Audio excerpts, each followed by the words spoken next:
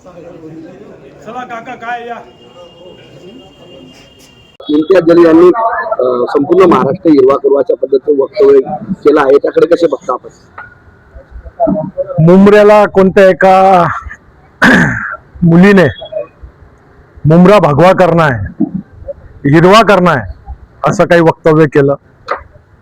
त्याच्यानंतर त्याच्यावर इम्तियाज जलील सारखा जलील माणूस नावाप्रमाणे तो म्हणतो मुंबराईने महाराष्ट्र हिंदुस्थान करणं त्याच्या बापाची ठेव आहे.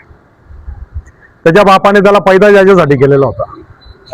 अरे जलील माणसा, ज्या छत्रपतींच्या राज्यात राहतो, ज्या छत्रपतींच्या मातीत तुझं घर आहे, ज्या छत्रपतीच्या मातीत जे अनाज उगतं ते तू खातो, ज्या छत्रपतींनी या महाराष्ट्रातलाच नव्हे तर या देशाला भगवा करण्यासाठी हिंदवी स्वराज्याची स्थापना केली, त्या राज्यातून तू आम्हाला सांगतो का हिरवं करू?